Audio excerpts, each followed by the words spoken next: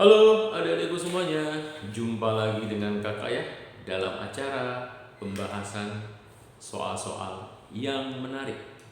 Oke, selalu kakak akan tampilkan soal-soal yang menarik ya adik-adikku. Menurut pengertian kakak, menarik itu adalah satu, soalnya nggak biasa ya, ingat soalnya nggak biasa. Dan yang kedua, soalnya itu cukup menantang. Oke, kakak akan perkenalkan lagi kepada adik-adikku semua yang cantik-cantik dan yang ganteng-ganteng juga keren-keren. Nah, soalnya seperti ini ya, tentang rangkaian listrik. Oke, kakak gambar ya. Ini ada sebuah rangkaian listrik, hambatan, ini baterai. Hambatannya di sini 3 ohm. Baterainya nilainya tidak diketahui. Oke. Terus ada hambatan lagi. Hambatan di sini adalah 16 ohm. Terasa angkanya tidak menarik. Oke. Di sini ada hambatan lagi adalah 2 ohm. Oke ya. Ada hambatan lagi. Hambatan di sini 3 ohm. Oke. Terus kemudian ada hambatan lagi di sini. Besarnya 4 ohm. Ya, besarnya 4 ohm. Kemudian ada hambatan lagi di sini. Ya. Besarnya 6 ohm. Oke. Nah, kata soal itu mengalirlah arus 1,5 ampere di 6 ohm. Oke, kakak gambar ya. Mengalirlah arus di sini 1,5 ampere. Oke, pertanyaannya adalah berapa nilai GGLE-nya? Jadi berapa E-nya ditanya adalah berapa E-nya. Oke, ya kita mulai. Nah, kakak pernah menjelaskan kepada kalian semuanya ya di video-video sebelumnya bahwa manfaat dari metode titik adalah kita seperti memberi jejak ya. Supaya apa kita memberi jejak? Supaya kita tidak tersesat. Supaya apa lagi? Supaya rangkaian ini gampang dianalisis. Supaya apa lagi? Supaya kalau kamu ketemu rangkaian keriting, tahu keriting? Uwet-uwetan, ya, kamu bisa menyelesaikannya karena terlihat nanti rangkaian itu jadi mudah. Oke ya, yuk sekarang kita bikin titik-titik. Di mana saja bebas ya. Oke, kakak mulai titik dari sini. A, ya. Maka kalau ini A, ini bukan A lagi karena sudah dibatasi sama ini. Bikin saja B boleh. Ya, nah ini lihat, ini titik yang sama karena tidak ada pembatas, jadi kita bikin B. Ini kita bikin B, ini kita bikin B. Oke ya, dasarnya begitu. Kalau tidak ada batas antara ujung-ujung, itu titik yang sama. Oke, lihat ini bukan A lagi di sini karena sudah dibatasi oleh hambatan. Ini kita bikin C, bukan B karena B di sini ya. Ini kita bikin lagi titik D.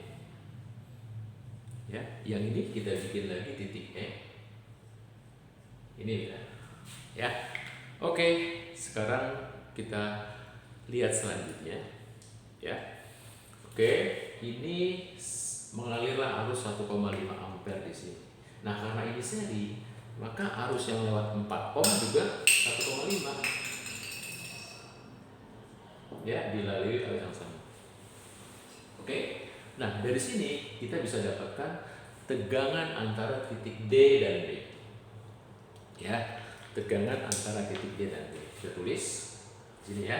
Tegangan antara titik D dan B adalah arusnya 1,5 ampere dan dikali dengan hambatannya. Hambatannya di seri, yaitu apa? 4 dan 6 di seri.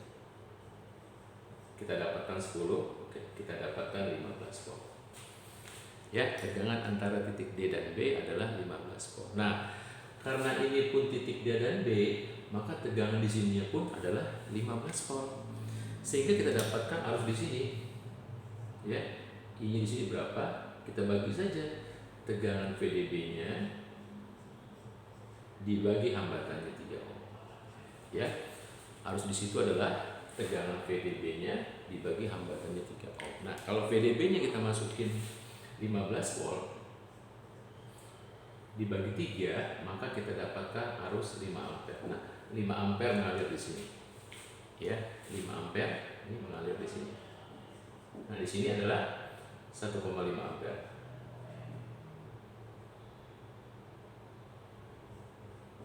Ya. Oke, kita lihat dulu jangan sampai salah. Oh, ternyata ini bukan 5, Dek. Bukan 3, Dek, ini 5. Oke ya. Kita bikin 5. Nah, sehingga ini kita masukin 5. Ini kita masukin 5, dapatlah kita 3 ampere ternyata. Nah, ternyata arus yang mengalir di sini adalah 3 ampere. Gitu ya.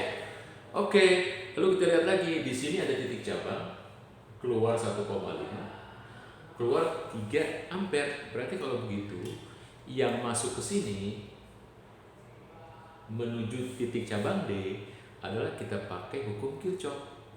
Jumlah arus yang masuk sama dengan jumlah arus yang keluar.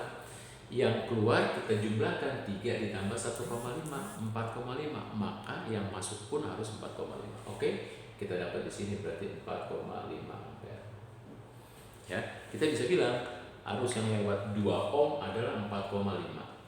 Sehingga kita dapatkan dari situ adalah tegangan V antara titik C dan D, yaitu ini. Ya, arusnya dikali hambatannya 2. Oke, kita dapatkanlah 9 volt. 9 volt. Gitu ya. Lalu kita mau hitung berapa arus di sini sampai akhirnya tiba di sini. Maka kita harus cari dulu VCB. Nah, ternyata VCB di sini adalah kita bisa dapatkan dari VCD ditambah VDB. Jadi tegangan di sini VCB, beda potensial VCB itu sama dengan VCD tambah VDB. Ya.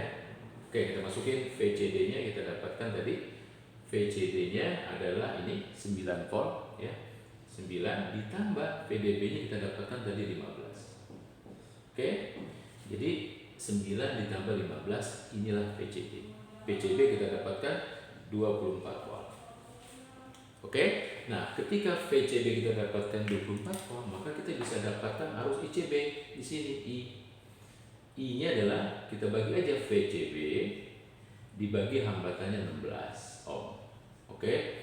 VCB-nya kita masukin 24 dibagi 16, nanti kita dapatkan, kita sederhanakan jadi 3/2. 3/2 ampere. Nah, disinilah mengalir arus ya 3,2 ampere alias 1,5 ya. Oke, kita lihat di sini. Ternyata kalau kita perhatikan yang keluar dari titik C adalah ini, yaitu 3/2 alias 1,5 ampere. Terus yang keluar ke sini adalah 4,5 ampere. Jadi ini 4,5 ya. Ini sama, harus yang sama. Yang keluar 1,5 dan 4,5.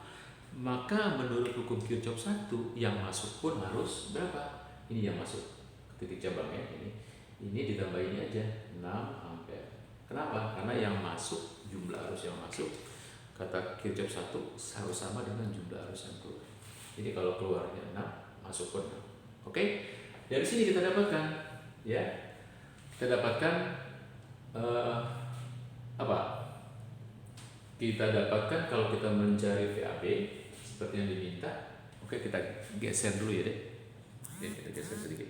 Nah, untuk mendapatkan yang diminta, ya, bahwa E yang kita cari itu adalah sama juga kita mencari tegangan dari A ke B.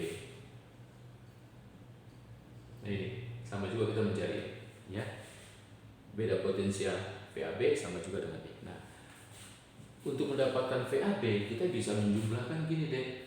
Dari VAC kita tambahkan dengan VCB. Nah, ini dia. Ya, untuk mendapatkan E, di mana E kita lihat sama dengan beda potensial antara A dan B. Berarti E adalah VAB. Nah, VAB adalah kita uraikan VAC tambah VCB. Oke, kita masukkan jadi berapa E-nya? Kita masukkan saja. VAC-nya adalah ini, kita kalikan 6 ampere kali 3 ya. 6 ampere kali 3 ohm ditambah VCB. VCB sudah kita dapatkan tadi 24. Kita masukin 24. Nah, sehingga E-nya sama dengan 18 ditambah 24 sama dengan 42 volt. Oke, inilah hasilnya. Ya, kita dapatkan E-nya adalah 42 volt. Ya, inilah soal yang menarik. Ya, menantang dan tidak biasa. Oke, sampai ketemu lagi dengan soal-soal yang menarik. Bye.